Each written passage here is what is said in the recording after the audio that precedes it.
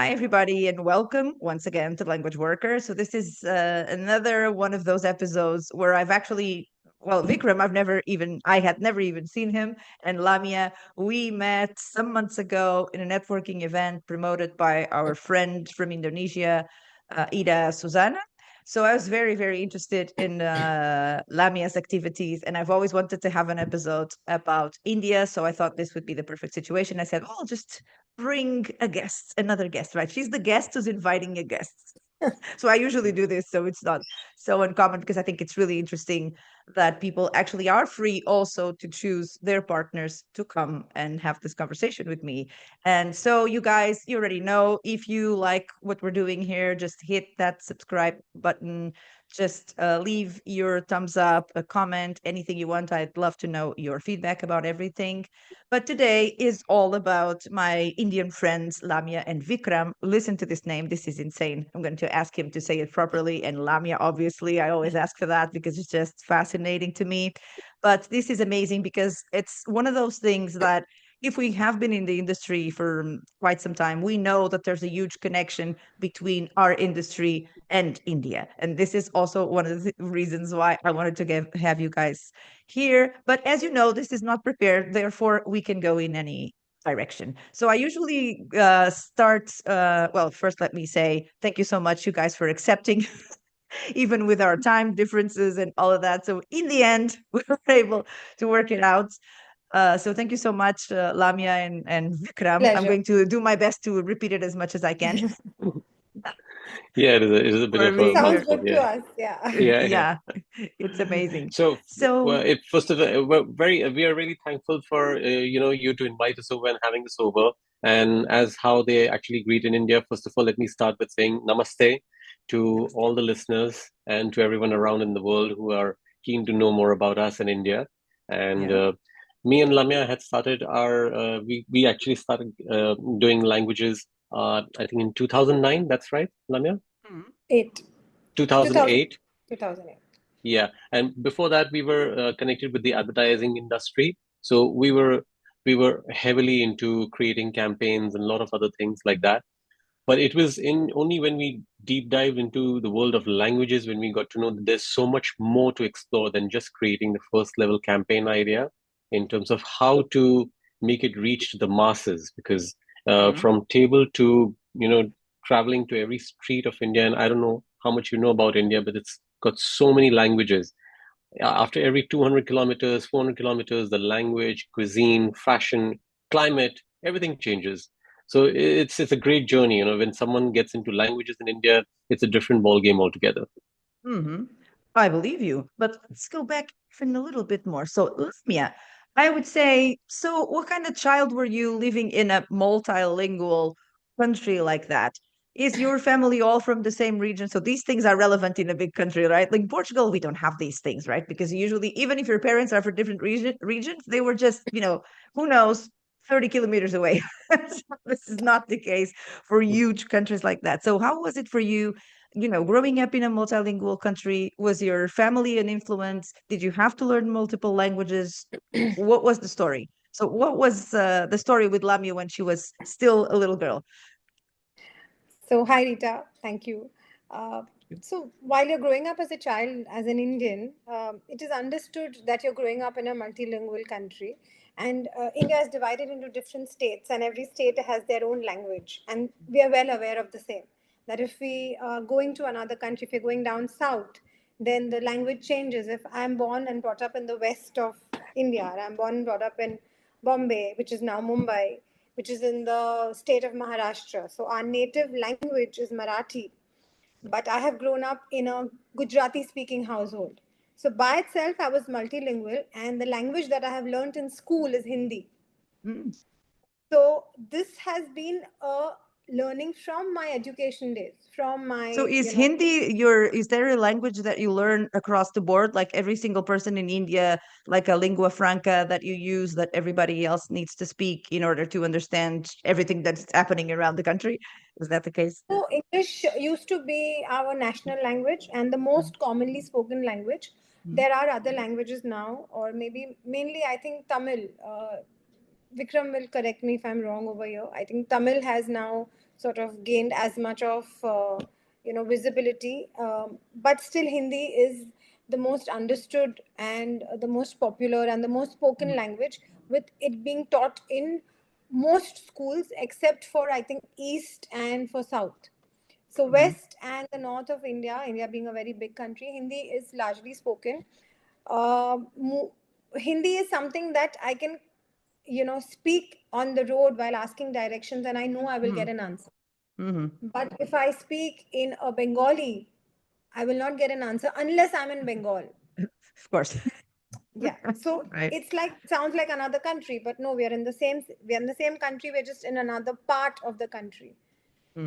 Hindi also is different. A North Indian Hindi, the dialect is different. There are words which are different. A Hindi in West will have a different dialect, and the literate part of Hindi, the colloquial part of Hindi, the slang part of Hindi also changes. For sure. But India, the main schooling happens in the English language, except for state schools, which are state wise. That is why they take the language of the state. So I have not gone to a state board school. I have gone to a private school. That is why I was taught Hindi and Marathi and English as my first language, in which I was supposed to study ahead. But in a government school, they will take Marathi as their first language. So Wow. I don't know if I've confused you, but Of course you have, like with all those names of languages that, of course, some of them I have heard, obviously. but But it's really completely different from most of our realities we in don't in have Europe. anything called one language. We are multilingual is like, that's the way India is. It is Uh-huh. multilingual, and anybody you will you would meet will know more than at least two languages, but most of them will know more than two languages. Oh my God. But it's Yeah. so fascinating just in itself. What about you, Vikram? I have to pause to say this, just amazing. I'll explain why I like these sounds, right, in a minute. So Vikram, what about you? What kind of child were you? Did you have the same bringing? Were you in a private school? Was it also with English, or did you have a multilingual, I suppose so, household? What was the story? Yes, so my case is pretty different from when I was growing up. So my education happened up north of India. Now, north of India is usually like the melting ground, melting pot of many people from across India who are coming over there. So all I was definitely exposed to many languages at the same time, but I managed to learn two of them, that is Hindi and English. And as you rightly assumed, yes, Hindi is like the blanket language for across India. So, largely speaking, you can go to any part of India if you know about Hindi. But I did understand that there are many more languages. But that time I wasn't traveling too much. But the good thing is that my father, he was into business and he moved to another state. So once I completed my primary education, secondary education, I did my college from Mumbai. That then it was Bombay, and I came to Maharashtra. Now, Maharashtra and Mumbai again is like the financial capital, is like the work capital, working capital of India, where people from across India come over here for their occupation, for professional advancements.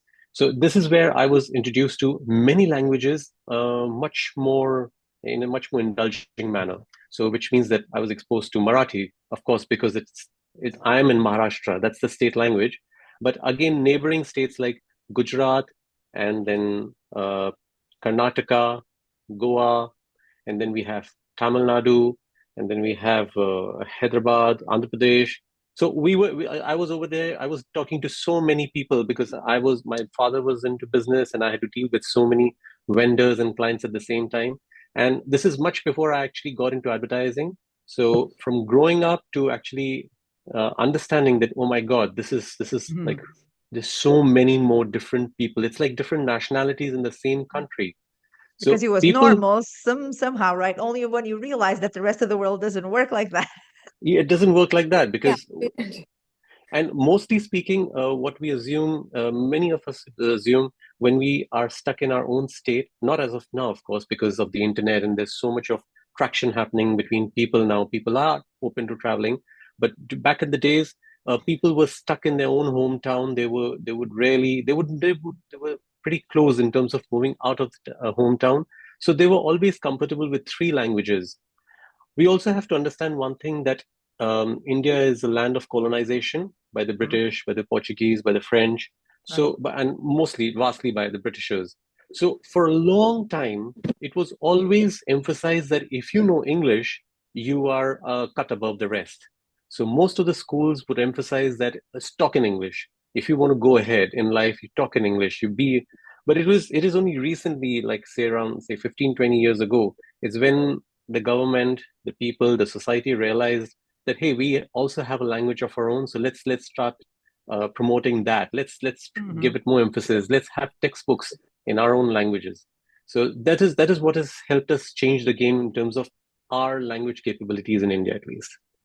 Yeah, I believe you. It's like you have so much, but obviously we're always looking at the other stuff, right? But it's like when we look inside, so it's like your language has such a close relationship to your own soul, right? Yes, So yes. there's a Yeah. Portuguese poet who says that my language is my country. Let's say that, right? So Yeah, I but also Very believe well that said. it's very it does close hold to you. true. Yeah. Sorry, You Lamia, you were saying. the connection that you make in your language, it has a a tug, because you immediately make a connection, with Mhm. the people who's talking, the person who's talking your language, and then you go back to your root. I But think in that's Portugal, if I speak Portuguese, nobody will be surprised, obviously. But I can imagine that for you guys, it's a whole other experience. If you go somewhere and you know somebody else's language, then it's a bit more yeah. shocking than for us, because for us, it's just understood, right? It's Yeah, if we no go to another surprises there. state, if we go to another part of the country and they know that, oh, you know our language, it's like delight, you know, hmm that, oh, okay, you speak this language, like, how Right. come? It's Because it's India's, an yeah, immense connection, right? absolutely. Yeah. So, Lamia, when you went to college, after all this learning English, being in international school, I suppose something like that, well, the equivalent private school. So, when you had to pick a career, a university degree, what was the story? What was happening in your life, and what decisions did you make? So we had, to pick up. I was never inclined towards taking up sciences because I don't have an engineering mind as such. My business was something that I was always interested in. I was always interested in doing something of my own because I come also from a business family. So I wanted to start something of my own. I was just very, very fond of writing. And moving down the line, as I took up commerce, which is a stream that you get to choose from in college. So I took up commerce, but down the line I realized that my affinity towards writing and creative is very, very large. I was not interested in taking up psychology or economics or finance, but everything which attracted me was towards writing and creativity, and it was probably a part of my personality as well. And then did mass media. So that's where I did my advertising and public relations, and I specialized in copywriting. And back Oh, wow. then, a career in advertising was very, very, it was not multidimensional as it is today. We had the art department, that's the creative, we had the copywriting, we had client servicing, we had media. These were the four Mhm. departments. Digital had not yet really come up. There was, I don't think, internet also came in. I think, uh, like we It were was still, there. it was It was there, just but there. Yeah. yeah, it was just there. We were still struggling up with a dial-up connection and very, very poor data, I and believe you. those kind of things. Yeah, so we were all in that rigmarole, and still trying to figure out. But we've done traditional advertising where we are working on mood boards and campaigns and storyboards and getting drawn by artists, and we're a copywriter and client Wow. service. You're sitting and brainstorming, and then you're creating the magic out of it, and where the art directors were actually creating their own fonts rather than just going and picking up something. Wow. So we came, in fact, me and Vikram have studied together as well, but I will let him, tell Okay. you that part. And yeah, so advertising, public relations, and then majored in copy. And then that's how my journey began. Uh-huh. So you were basically on the same path. Also, you had a business family, and you decided that within business you would focus more Yeah, on but creativity. the business of my father is he's an engineer. Mm. So it's completely different. But it's just the streak to do something on my own rather than take up a job was more stronger. Although I did work for a very, very short while, maybe 2, 3 years. But then I started freelancing, and while Vikram was working, but then eventually our paths crossed, and then we started our own company. Wow. So what about this, Vikram? What about this path crossing? So So you met in I was college. yes, yes. Okay. We met in college. So I was keen to do engineering, but for some reason, to be honest, I got too tired of studying too much. I was like, this is it for me. Then I joined my father's business, where again, as I told you, my experience with different nationalities and with different vendors of the same nation, different states, it was just like we were meeting so many people. So I was kind of exposed to a lot of people, people interaction, people behavior, their cuisine, the different nature, the different climates. Because I used to also travel a lot. I was around, say, 1920 that time. And then I decided, okay, let me get back to studying. Let me get back to some sort of completing some formal education.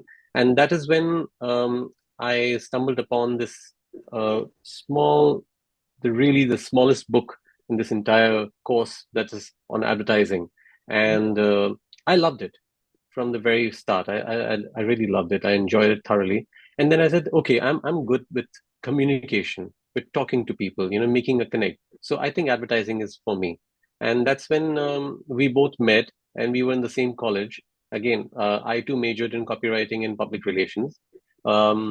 Right after I finished my course, I joined an agency. I was working over there. So I jumped a couple of agencies, the last one being Low, that is in Mumbai.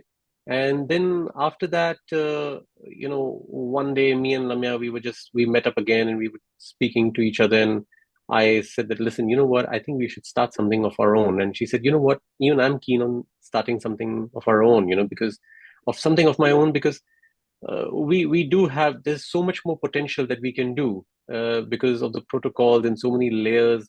And now we always thought that we can bring more value on the table when we're talking to the client directly, which sometimes kind of gets filtered when we are working in an agency. There's so many other people we need to report to. And that's how our journey started in advertising, doing our own business. So you created an advertising business to begin with. So there was Yes. no languages per se involved. Nothing. Or you already had Nothing. multilingual content. No, it came in later though, because as I told you, that it was a progression for us. Hmm. So It then, never crossed our minds that there is oh, something when it comes to, because honestly, truth be told, languages are not taken as something that is like, oh, you're doing great when it comes to languages. Languages is like a step down from what you're actually doing. You want to do something, some great work, you need to do it either in English or then in English. mm, There is no other way. So I even if see. you do something in Hindi, back in the days I'm talking about, you're doing something in Hindi, that is, of course, the national blanket language. Yet you'd be like, okay, but you're not doing anything in English. The campaigns, the major campaigns are all about being in English. Oh, Although previously a lot of ads were being done, at least the TVCs were being done in Hindi. I must say that. That is because to reach the masses. But when it comes to real campaign ideas, at least in the press, also it was more of let's put in English. People used to think in English, and then they used to boil it down to other languages. They were never I used to see. think in their regional language or in the Oh, national wow. language. That was Wow. something that was pretty evident that time, which has considerably changed in the last 20 years. I must say that, where people That is today very positive, I think, think, right? yes, Absolutely, absolutely. it's very, very positive. It is not just positive; it's very encouraging for our country, because people have now taken ownership of their language, and it's Yeah. not just every state feels, and that is why I think translation, transcreation, and the language industry is doing well, because Hmm. finally they've understood that you connect with the target audience in their own language. Hmm. uh, it largely, I think, the internet has to be given credit, because Credit. the medium has been the internet, and the reach has been through technology. Wow. You know, India came into my life in a very strange, indirect way many, many, many years ago when I was still, pretty much a little girl, because my father worked in Dubai for a long time. And since the 80s, he would bring every single year. I'm not sure that these things were available in India. I suppose so, but in Dubai, you had these VCR tapes where you actually had a compilation of all the songs of the main Bollywood movies that were Yeah, coming yeah. out this year. So you know what I'm talking about, right? Uh, Absolutely. so my father would bring those, and they were, I assume, in Hindi. I will send you the link for my favorite one so that you can actually teach me what it says. Yeah, yeah. Please Bollywood is do. Hindi. Yes, Yes, I'm yes. I'm Bollywood is obsessed. Hindi. Yeah. Yes, my brother and I have always been obsessed with this because we started from such a young age, uh, being kind of exposed. We were in Portugal, but everything from Dubai came in these suitcases, so that we were aware of everything that was happening. And obviously, it's India and Dubai have a really interesting connection. And every time I went to Dubai, I would always go and have a traveling partner. Usually the person sitting by my side was always from India, because usually they stop in Dubai and they go to India, Yes. from what they told me, right? So that was the story. That's So true. I've met a lot of Indian people in all of those traveling moments and all that. And these days, it's true that because I'm very interested in all sorts of, let's call it spiritual religious studies, I definitely go towards, learning about the deities, singing my mantras. I do my best for my Ganeshas to be sung in whatever original That's nice. languages I can. So it's not like, for Interesting. me, it's totally unknown, right? So the specific types of voices of women and men, for me, they're very familiar. So it's not like I have no clue, right? So it's even if I don't know what they're saying, it's like the type of sound, and especially when it comes to the more spiritual realm, for me, it's part of my daily life, to be honest. So this is my That's nice. my Yeah, That's but strange nice. India is connection. also a very spiritual country. So yeah, Of we are course, of just, yeah. course. Yes, who doesn't want to go to India for all sorts of reasons, right? So I love the idea of going there someday. So we'll keep it as a thought. In the You should. meantime, the I mean, truth is you've that, been so close by. You've yeah, been so true, close right? to The India. plane, I could just hop on the plane and go a little bit further. So a lot of my friends have been in India. I have a lot of reasons to have happy ideas about India, I have to say, lots of them. So the truth is that when I was working in the States for a while, and then the truth is that was working, for example, for Google, and it was normal for us to actually work during the day, and then for things to be reviewed by the Indian engineers and everybody else, and then they would come back the following day. And then when I joined the big LSPs of Europe and the States, it was also normal to have a lot of partners in India. So let's talk about Yeah. this phenomenon. Is this something that happened from what I remember, or you guys will know if it was before that or not? Because I remember that I guess the big boom was probably around 2010 or 8, or something around these years, that it became normal to have, for all LSPs, to have an LSP partner in India. So I have the impression that this is basically probably between 2008 2012. This is when it kind of started happening. So why did this happen? Did this really happen at that time, or was it because I was just paying more attention? So what is this phenomenon that it's so well known these days, that you send your work, your translation work, out to India? What was this? So, Vikram, do you want to take this, or Yeah, I shall I? can. Yeah, Okay, maybe Yeah. I thank you so can much. explain. Yeah. So what actually happened? So in India had a huge bank, a huge diaspora of translators and adaptation experts, and they Mm, were very clearly divided into two parts. One who would only work for the media, that is, we are talking about adapting. So we can say trans creators who mhm. would do copywriting for in their regional languages and adapting whatever is given to them. So that is very. It has strict protocols. It has limitations. You cannot exceed. You have to meter everything when it The comes to characters, the voiceovers. size. Mhm. Also, Also, what you say on the print media is also needs to resonate the same message that the source is trying to say. And then we had the translation community, who would literally translate what is there in English or Hindi into the regional language.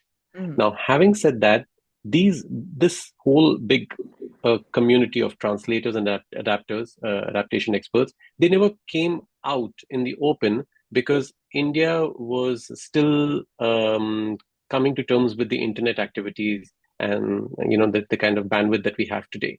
It was only in 2008, 2009 when internet started opening opportunities for a lot of people, including us. So when that happened, the front runners, like people like the LSPs like ourselves, and other agencies, when we started understanding and we had access to the internet in terms of how to use the internet and also how to use the software, we started understanding that, oh, there's some great potential. And that is when we started getting exposed. And with us, we also started exposing our adaptation experts and linguists that, look, you need to work on the internet. Before that, in fact, we had a very tough time explaining them that now you need to leave fonts that are not compatible, leave your typewriters, leave your keyboards. You have to work on systems that are on the same level, because they were still very happy doing the conventional work, the traditional way of working. So because of the internet, why and how it started in 2000, it in fact started much before that, but in 2008 onwards is when it really became very, very easy. That's when we all started waking up to the idea that, hey, why are we just limiting our services within India when we can work with people abroad? And likewise, people from outside India, people like agencies, companies, brands who were outside India, they were looking at India because they understood that in the coming 10, 15 years, it's going to have largest consumer base. So it makes sense for us to start entering India now. And the best way to do so, to make a connect, is through the regional languages. So that is when everything just came together. So that is 2008 onwards is when everything started falling in place. So everybody's thought that, how is it happening right now? But it was not a coincidence.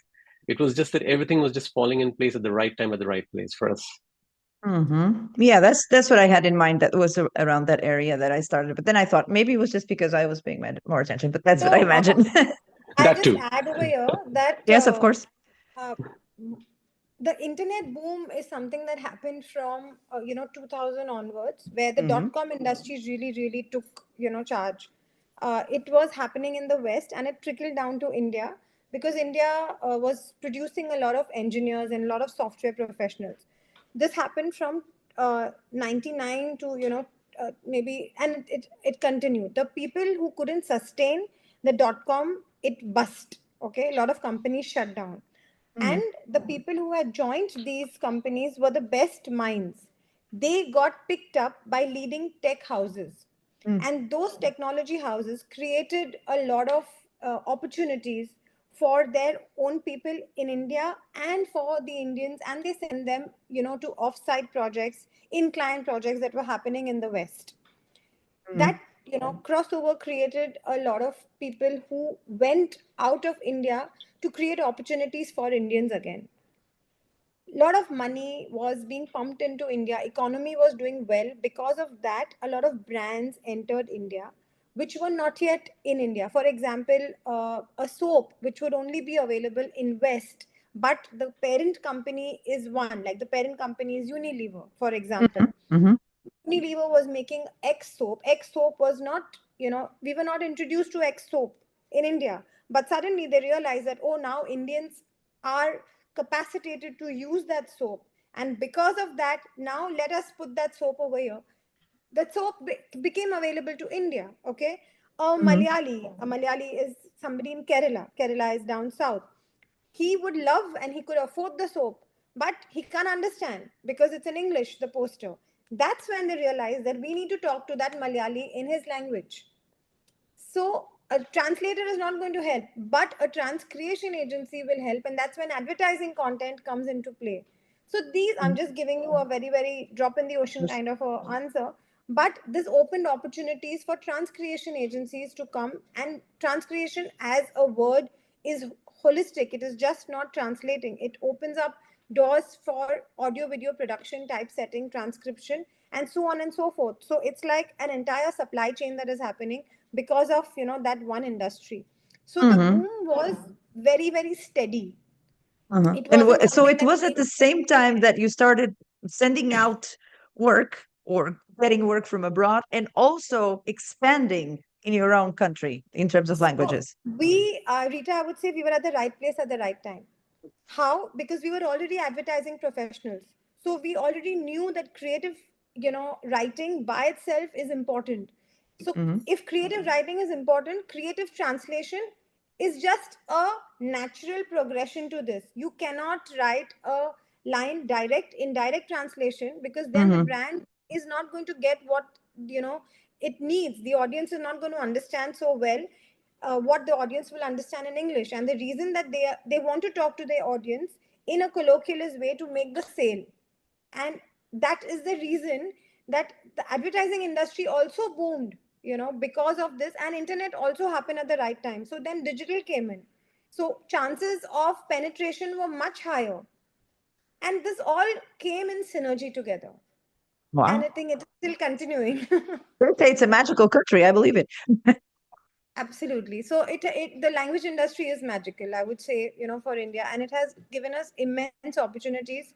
And it is almost, but in India, still, I feel it is a neglected industry. It is an abandoned industry. And with AI taking over, it is also an unjust, thing that has happened, because there are a lot of translators, very, very skilled translators who may not be tech friendly, but their work is, really good, but they're not in the limelight. Mm-hmm. I So see. this is, yeah, because it's India being not in the always at the forefront. The translators could be senior citizens, they could be freelancers working out of their home, and there are challenges which they face, uh, and they don't get their due. Mm-hmm. So I we'll see. come across, yeah, we would talk about it at some other time maybe. But No, I understand. just, I fully understand. yeah, yeah. Yes, for sure. So, Vikram, what happened when you guys decided that this opportunity was here and that you guys were also getting into this wave of doing, let's call it translation, transcreation? So, since you were already doing your advertisement, like Lamia said, it was only obvious that you kept going. But what was the first step of this expansion and how did this happen? First step of expansion was setting the process right, because the first few assignments that we got were just by the way. Can you please help us? Because honestly, our clients were frustrated. They were not getting right translators in India. They were not being able to produce the So right you stuff. actually got the requests before Yeah, you yeah, we got it. somehow Like, decided, I see, I see. yeah. Yes. So, for example, whenever they would go to a translator, they would be getting literal translations. Of course, you wouldn't understand what the translation means. So you would take it to the client, and you would get it, get it vetted by some professional who knows a little bit of that language, and he's like, "This is not what it means." For Mhm. example, when you say, "Okay, let's translate WhatsApp," so when you translate it in any other language, it should be like, "Oh, so what's going on? What's happening?" That's what the whole what it conveys. But if you would take it to a literal translator, he was like, "Okay, what is upstairs or what is up?" So what happened was that this is what they were getting. So when it came to us, because we were we knew about English language as well as Hindi or regional language. So our first process was, let's how do we convey the same to our regional translators. So setting the process right. The second step was getting filtering translators from adaptation experts or advertising translators. And then the third process was that, okay, when we actually give them the assignment, sending them a little bit of brief that, okay, this line in English actually means conveys this. This is a phrase. There's a way of saying. We don't need to translate this literally. Do a creative. Then, of course, telling them that you need to give us back translations, which was like a major resentment factor, because they'd be like, I don't know if you know what is back translation, because they were like, Yes, sure. why would I give you back translation? Because you need to trust me. You don't trust me. So Indian Uh-huh. translators have got a lot of emotional tug to whatever they do. They Mhm. feel that you are asking me, that means you're doubting me. So then we would have to explain them very nicely, calmly. It's not about we are doubting you. We really need this to ensure that you're on the right path, you're in the right lines, and the client doesn't understand a lot of things. So Mm. the first thing was that when we actually got one or two assignments, which we did right, and when we understood that, okay, there's so much more potential, we understood that the clients are not really happy dealing with language service providers here in India. And the reason being because there was no process in this whole, there Mm. was no method to this madness, this creative madness that was happening. So initially, at least the first 1 or 2 years was all about building the process, building a team, getting the fraternity right. And we had to actually exclude them from, like, they were the filtered, chosen Mm. ones. So we had to regularly meet them, also give them technical training, tell them that now you need to start using keyboards, you need to start using computers, you need to start using fonts that are more compatible. You need to start understanding that if there is something that you don't understand in English, you don't have to literally translate it. You need to come back to us. So there was a lot of I think process very setting in place. instinctive. Yeah. Mhm. So that's the first step, I think, that from where we started. And then of course it snowballed into more and more work, doing different things, because initially it was only about adapting for, say, a print ad or a TVC. Then we ventured into subtitling, then Mm. typesetting, and Mhm. then video editing. There's so much more that just started happening. Voiceovers, voiceovers is Voiceovers, very voice over big Mhm. now. production. The most interesting thing that happened was the centralization of campaign production, because that's when a lot of major companies, they wanted to cut down costs, and they also realized that we need to speak the same language across countries instead of just across borders. So Mhm. what happens is they would produce one commercial and then adapt it in different languages. And that's when things started becoming very interesting, because we would get commercials previously with foreign models speaking Hindi, and then they say that even this is not working. Let's get Indian looking models who are like suitable to at least look, they play the part for Uh-huh. say India, Bangladesh, Sri Lanka, and Pakistan, and then we would adapt it in different those languages. So there's Yeah, so much makes of sense. there's not just translation of words, but also translation of visuals that is happening at the same time. It's an amazing process that we are going through now. Today we are having the same message that is being spoken across borders, with just the faces and the words Mm. being changed, but otherwise the message for, say, brands like Coca-Cola or McDonald's or an Apple, these brands, they're all the same. You go from here to Dubai, you travel to Europe or the UK, the message remains the same, just the language and maybe a little bit of photography faces that keeps changing. So Yeah, that's that what we've gone photography through. part is very, very relevant, I would say, because wouldn't it be strange to have someone who looks like, Claudia Schiffer or something speaking Hindi? So Hindi. Yeah, exactly. Absolutely. So, that would be just strange. brands are very also very culturally sensitive towards India, because we also do deep cultural audits for Mhm. brands before we start working on campaigns. So cultural audit is a very insightful and a research based process that we need to do with understanding each region. So we are aware that brands take the country very seriously when they do a cultural They audit. must. Yes, absolutely, because they know the potential. Yes. They show sensitivity to colors, to skin colors, to genders, to areas, to locations, to the tonality, to the complexion of the models, to the build of the models, to the how sensitive it is that this would to numbers. Is this number culturally relevant, or will it hurt some sentiments? So brands are extremely sensitive. So this is a progression that we have seen, from the time that we started in 2008 up until now, that it has only improved, where the client takes the brand manager takes the release in India so seriously that they tweak it to make it viable, and as well as get the target audience, I would say, uh, involved in it in the right way. It's not just that we need to get them and we need to sell it and we need to finish it off. They want to, the target audience to be involved with the project or with the brand long term. And this is not just a product, this could be a service as well. This could be something. Yeah, we've done stuff for technology companies who've launched services in India, and they themselves are very, very, they will give situations that, is this situation valid in India at all? Will this Mm-hmm. dance be valid in India? Will this idiom or will this proverb, if translated, be relevant? And the answer is no, because British Mm-hmm. humor is very different from Indian humor. American humor is different from British humor. So they are so sensitive to these cultural, nuances, and that has helped it. That has really helped the brand, move ahead. Mm-hmm.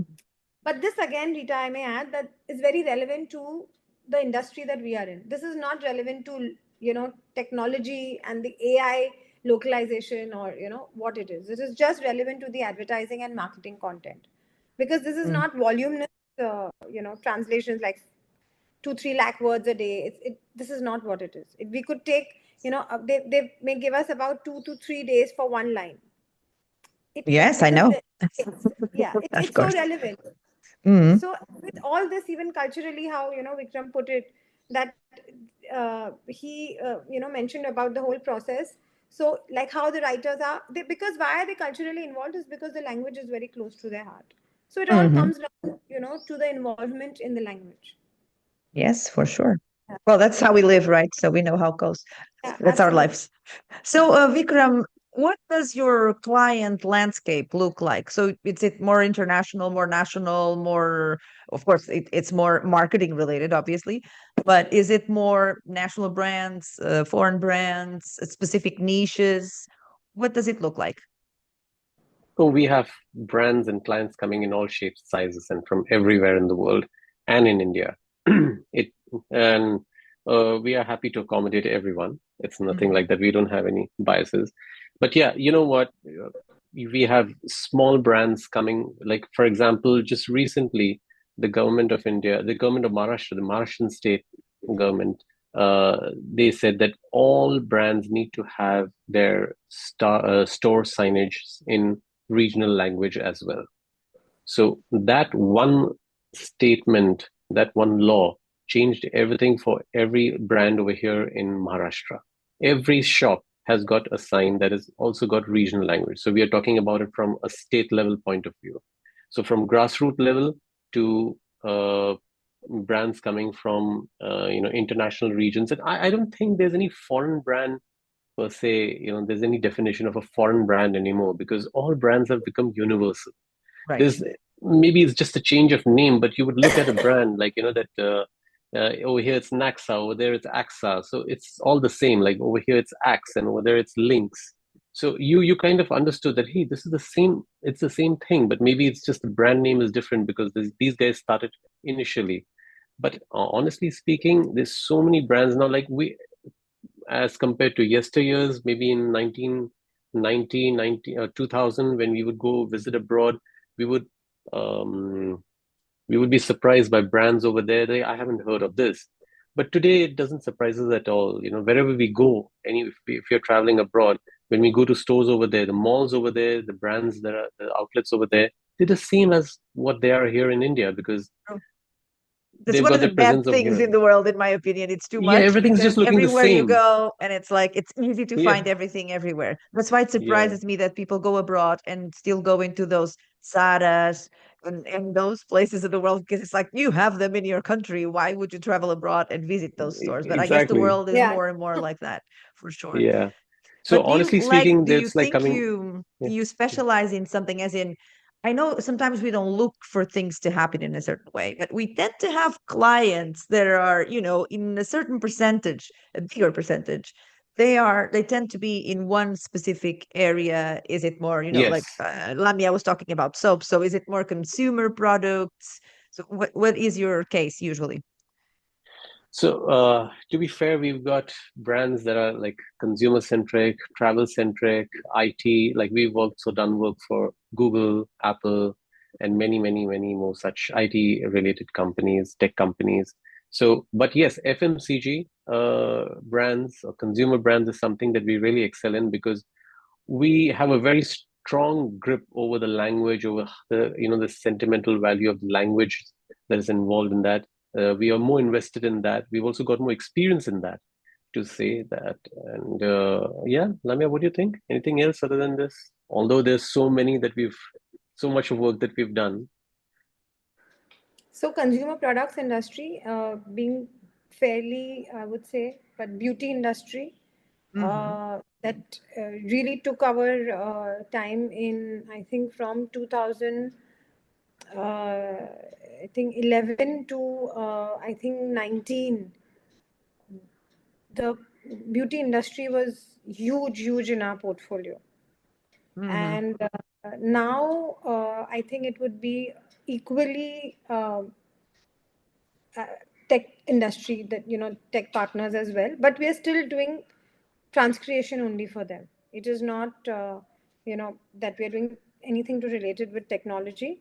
uh, and earlier we were working with simple, I mean, interfaces. Now we have moved on to working on tools for them. So that is something that has been I think almost essential since the past, I would say, 3 years, where we've been introduced to a lot of platforms, and we've also gradually progressed, because I mean we need to really be compatible as an agency, because that's what is globally the need of the hour, to understand AI in a way that it helps you rather than scares you.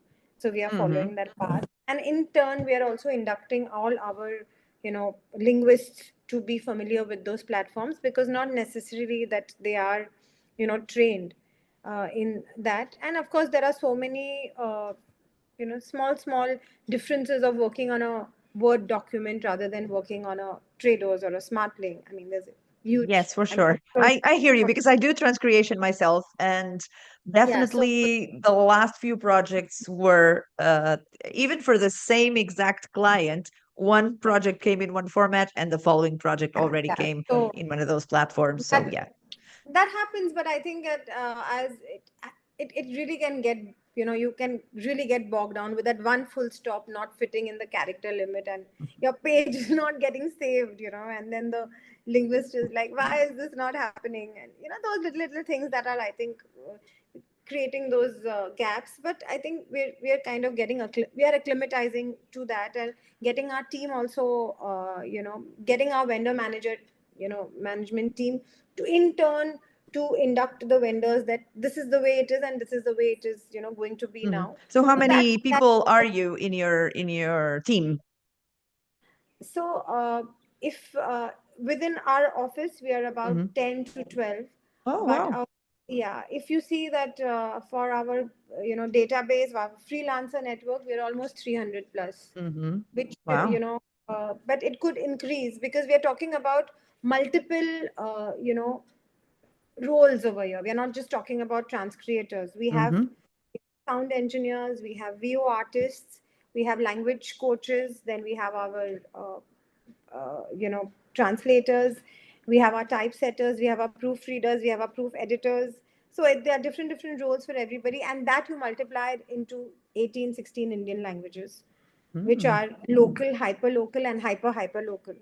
So when I say So speaking of hyper number local, of languages, so roughly, if there's an official number, how many languages do you have in India? It's like roughly.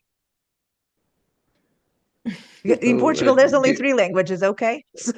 okay, there are more we than, want to yeah. know. We want to know all three of them, please. So we have standard European Portuguese. Then we have one very specifically located language called Mirandês up north. So it's a small community, but they decided that it was officially a language. And then we officially recognize sign language as a separate language, right? So these are the three languages in Portugal, which means that, let's say, 99.9 of us only speak one. So this is us. Okay, so let me start with. So we have Hindi, Marathi, Bengali, Kannada, Telugu, Tamil, Tamil, Punjabi, Haryanvi, Bengali. Bhojpuri. Kashmiri, Sindhi, Assamese, Assamese, Assamese, Odia, Manipuri. We have more than 27. Manipuri, Between Mizo, official and unofficial could go into hundreds. Hmm. hundreds. We are talking about thousands, in fact. Yeah, Okay. Well, but I believe you. And officially, especially, I'm sure. Not officially us. it is because now we have done hyper local languages as well, which was not the case earlier. So we're talking about very quaint villages in the east of India and quaint states which are called Assam and Arunachal Pradesh and Mizoram, Manipur. So those also have their languages, and there are brands who ask specifically for those languages as well for the So when you're voiceover. talking about the super or hyper localization type of thing, so how many people would that entail, for example, if it's super small for India? So of course the team size would be smaller. No, I mean the Uh, speakers, the receivers of the message. So the yeah, speakers. we don't know the exact head count, but they are very small states as Oh, compared. So like there would be hardly, I think, 5 to 10 lakh people in one village. We're talking because India is such a populous country, so 5 to 10 lakh is a very small number to be, of course. yeah, yeah. It's not, yeah. Like So it would be, almost, I think population, like your country's population. 10 million. Okay, yeah. So yeah, Sorry. around about that. Get active. We travel a lot. Yeah, right. that's nice. No, but seriously speaking, but yeah. So yeah, the receivers would be a lot lesser in numbers, but large enough to make big business To sense. justify having it in their own Yeah, specific language. yeah, yeah. Because for a brand to enter their homes, to make a connect with them, for them to say, yeah, okay, I would like to try this, or let's go for it. Like let's ditch my usual traditional brands, because there's so many local I traditional can only brands that, imagine. yeah. And one thing about India is that a lot of these brands, they come in only, there's this one person who'll be going out in the market and getting these brands in, especially when you're talking about tier 3, tier 2 cities. It's a very family led kind of decision. It's not that individual that I will use my shampoo and you can use yours. No, there'll be only one brand of shampoo that will come. So Mhm. it's a very strong, message that we have to give out, which cuts across these generations living in So it's not one one household. individual, it's a whole household that you need to convince all at once. Yes. I So had never thought about this concept. yeah, that one family member who's going out for shopping, for the monthly shopping, grocery shopping, that she or he needs to be like, yeah, this time we'll try this product. So to make them switch to that product, language is, of course, one of the big driving factors over there.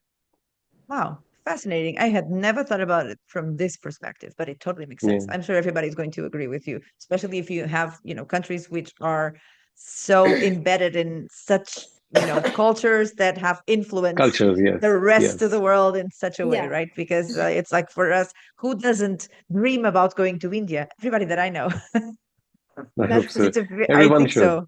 A very, very Yeah, relevant country for anyone who's interested in everything, right? Either technology, culture, religion, spirituality. You have everything there and more that we don't know of. I watch a lot even of the food. documentaries about India. Yeah, even the food is very good, and food also Ooh. changes after a few kilometers. So we especially went to North India to eat the food that we don't get over here, and then people from North India come to West to experience the different spices. So it's all we've gone to East India to enjoy the food over there. So localization is omnipresent, Hmm. as I would Yes, food. I love Indian food, and I was very fortunate when I was working in one of the companies in San Francisco.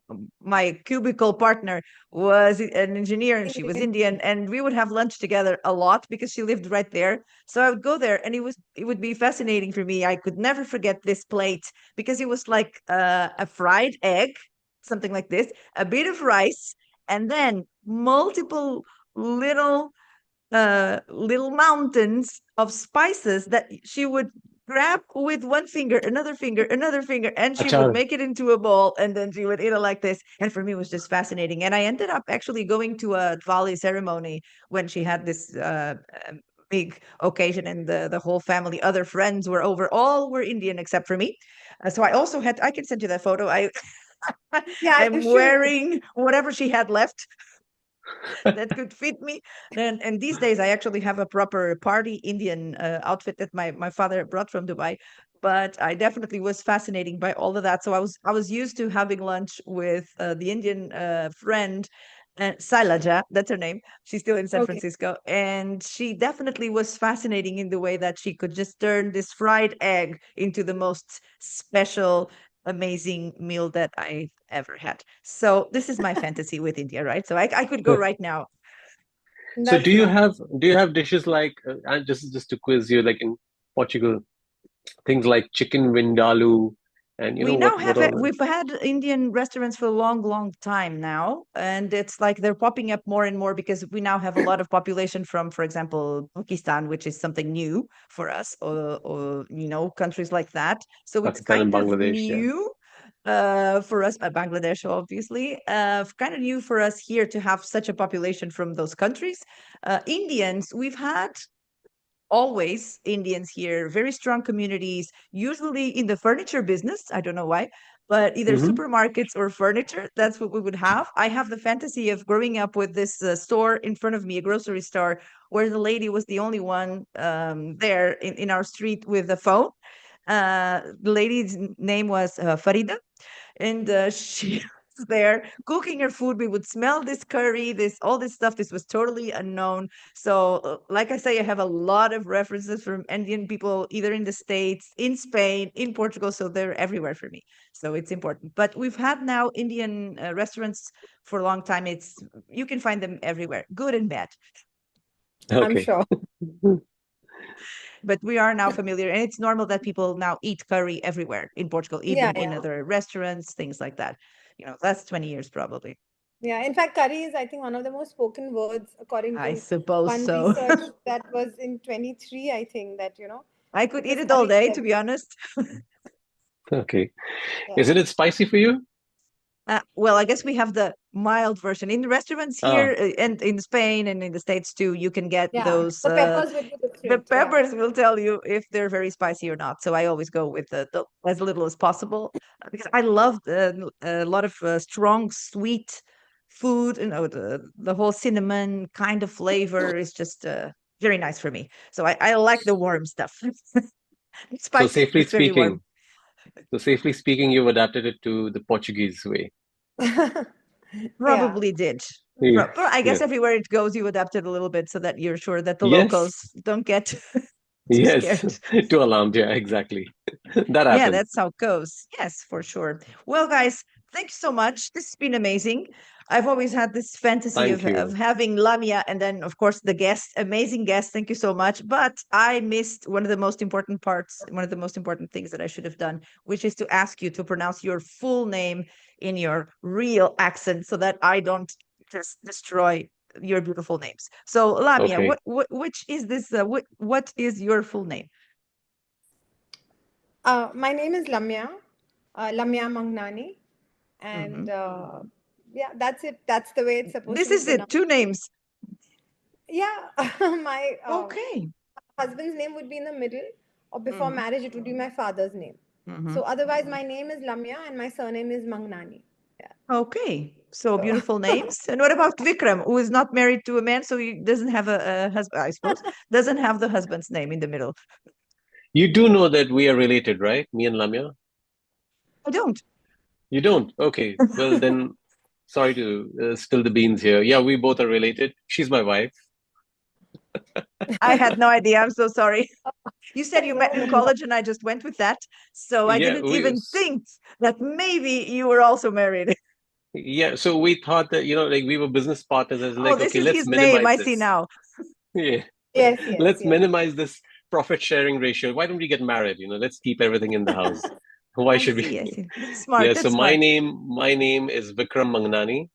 Yeah, and it's quite a mouthful because most of my teachers never got my surname right. Every time it's like Mang, Na. So it's a bit of a Mangnani, something like Mang. that. Oh, you But got it. I will Yeah, you practice. got Thank I it will you. right. practice.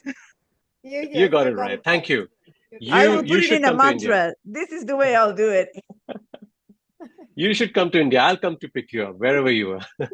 Ooh, Yes, don't you even say should. it It too will be many very times. nice to take Oof. you around. You see, like I always say, I'm a fake Portuguese person, but I'm definitely a fake European person. I mean, I am from here, but I definitely feel a connection with, faraway countries. My dream places are all in either South America or in Asia or somewhere else, because it's just I feel more comfortable, or I feel more connected somehow, not comfortable, but connected to people from all sorts of places, maybe more colorful, maybe warmer places.